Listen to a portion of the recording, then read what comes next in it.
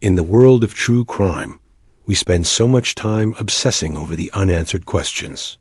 But sometimes, it's really satisfying to actually get the answers.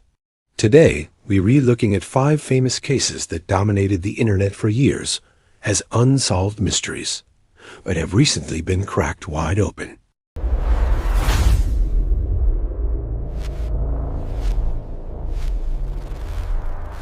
Let's start with the bizarre and tragic case of Elisa Lam. You've probably heard about it. Her body was found in a water tank on the roof of the Cecil Hotel in 2013. Elisa left her home in British Columbia for a trip to California in January of that year. She was posting photos on social media and seemed to be in really good spirits. She checked into the notorious Cecil Hotel right near downtown Skid Row. Initially, she was given a shared room on the 5th floor. But her roommates complained about some odd behavior, so Elisa was moved to a private room after just 2 days. Apparently, she was leaving strange notes for them, telling them to go home, locking doors, and even demanding passwords for entry. During her stay, she attended a live taping of the show Conan in Burbank, but was actually escorted out for being disruptive. She was in contact with her parents every single day until January 31st, which was the day she was scheduled to check out. When they didn't hear from her, silence followed, and her parents called the LAPD. Police searched the hotel, including the rooftop with canine units. The dogs did detect her scent, but they couldn't locate her. 2 weeks later, on February 13th, the LAPD released that infamous elevator footage. You know the one. In the 2.5-minute video, Elisa makes these strange, jerky movements. She presses every single button on the elevator panel. She peeks out into the hallway, and at one point seems to be hiding in the corner. This video terrified the internet. Theories ran absolutely wild. Everything from demons and ghosts to the elevator game, where you can supposedly travel to another dimension. But the reality was much sadder.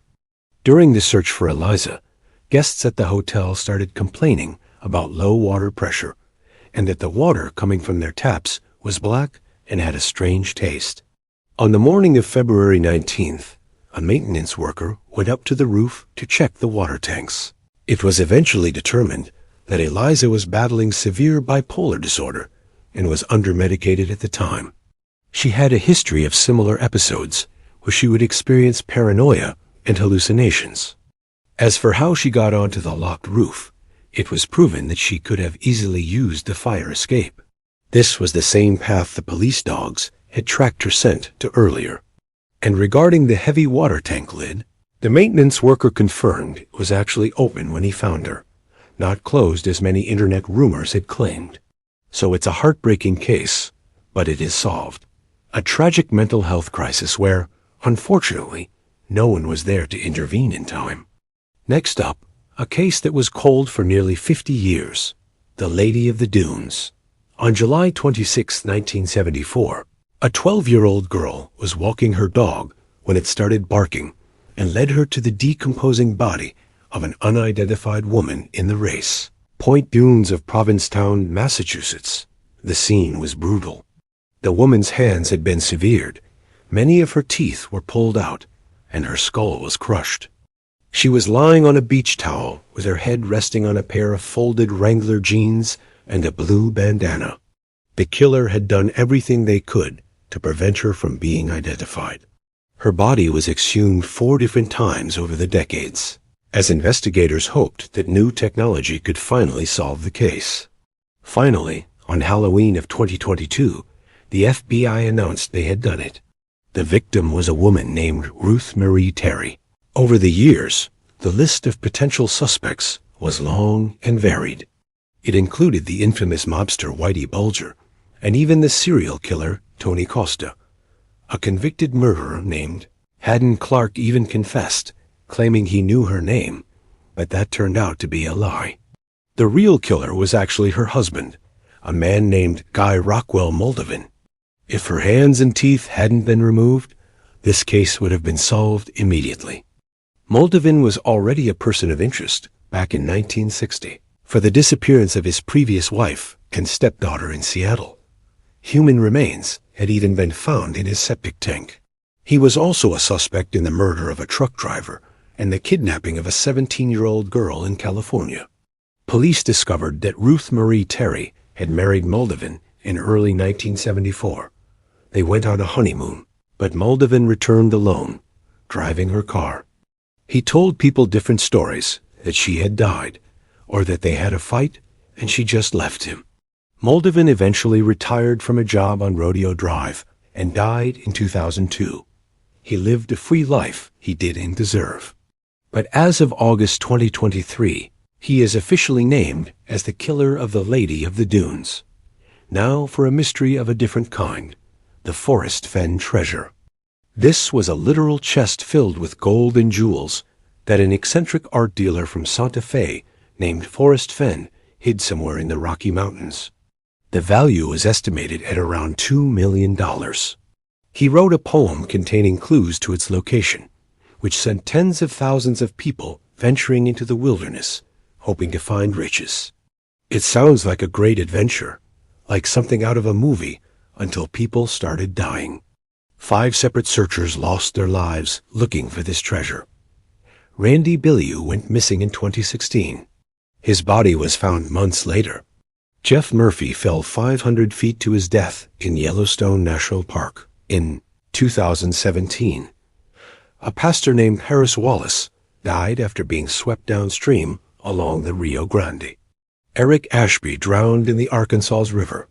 And finally, Michael Wayne Sexton died of exposure in 2020. The police repeatedly implored Fenn to end the hunt, telling him it was putting people's lives at risk. But then, one person actually solved the puzzle. On June 6, 2020, Fenn posted on his website that the treasure had been found.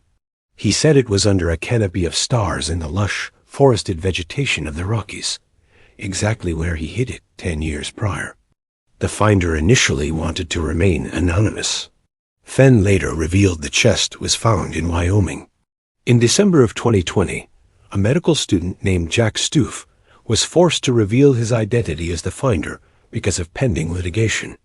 A French treasure hunter named Bruno Rafal filed a lawsuit claiming Fenn had moved the treasure to cheat him out of it, but that lawsuit was ultimately dismissed.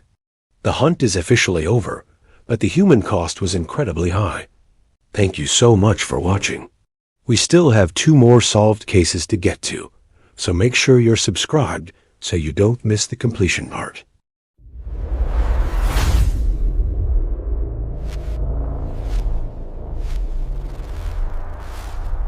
Now for one of the most twisted cases in FBI history, the Collar Bomb Incident. On August 28, 2003, pizza delivery man Brian Wells walked into a bank in Erie, Pennsylvania. He waited in line, got to the teller, and slid over a note demanding $250,000 in 15 minutes, or the bomb locked around his neck would explode. He waited at the counter, calmly sucking on a lollipop. He left with only about $8,000 because the vault couldn't be opened in time. Witnesses saw him swinging his cane gun and a money bag almost casually. Police caught him nearby, handcuffed him, and sat him on the pavement. Wells told them 3 black men had locked the bomb on him and forced him to do this. Police found pages of handwritten instructions on him, a scavenger hunt for keys to delay the bomb's timer. The bomb squad was called late due to traffic. At 3:18 p.m., just minutes before help arrived, the device detonated, killing Wells instantly. Investigators found that the scavenger hunt was impossible to complete in the allotted time. Wells was a dead man walking. A month later, a man named Bill Rothstein called 911 to say there was a body in his freezer. The body was a man named Jim Roden. Rothstein claimed his ex-girlfriend, Marjorie Deal Armstrong, had killed Roden and paid him to hide the body. This unraveled the whole plot. Marjorie Deal Armstrong, a highly intelligent but mentally ill woman, eventually admitted that she provided the timers for the bomb. She claimed Rothstein was the mastermind. The motive? Marjorie wanted her father killed for inheritance money. and she needed $250,000 to pay a hitman to do it. So they hatched the bank robbery plot. It is believed Brian Wells was involved in the planning, but thought the bomb would be fake a prop to use as an excuse if he got caught. He didn't know it was live until they locked it on him. In a documentary, a friend of Wells admitted she set him up for money and drugs, confirming he was a pawn in a deadly game. And finally, the murder of Tupac Shakur. On September 7, 1996, Tupac was shot at a drive-by in Las Vegas. The driver, Suge Knight, survived, but Tupac died 6 days later. For decades, theories swirled involving everyone from the government to the LAPD. 6 months later, Biggie Smalls was killed in L.A. The cases seemed linked. Years later, Detective Greg Kading led a task force that finally got to the truth. They targeted a man named Dwayne Kef D. Davis. Davis was a high-ranking Crip. In 2008, facing life in prison on drug charges, Davis agreed to a proffer deal. He would tell the truth about the murders in exchange for leniency. He revealed that in 1996, Diddy, who was feuding with Death Row Records, allegedly put a bounty on Tupac and Suge Knight. But the murder in Vegas wasn't just business. It was personal. Earlier that night at the MGM Grand, a Crip named Orlando Anderson Kef D's nephew was spotted by Tupac's crew. Tupac attacked Anderson in the lobby for stealing a Death Row chain. Kef D wanted revenge. He grabbed a Glock from an associate, gathered his crew in a white Cadillac, and hunted for Tupac. They found him at an intersection. They pulled up alongside the BMW, and Orlando Anderson leaned out the back window and fired the fatal shots. For years, this was just a confession on tape used to clear a drug charge. But Kef D couldn't stop talking about it in interviews and books. Finally, on September 29, 2023, police arrested Kef D and charged him with murder, marking the official solving of the mystery. As for Biggie, the leading theory remains that Suge Knight hired a hitman named Wardell Poochie Faust to kill Biggie in retaliation. But with Poochie dead and the case mired in politics, that one may never see a courtroom. It feels good to finally close the book on these. There are still plenty of mysteries out there, but these 5 prove that sometimes the truth does come to light. If you have any thoughts on these conclusions, let me know in the comments below. Make sure to like and subscribe to Signal 49 for more deep dives into the criminal underground. Thanks for watching.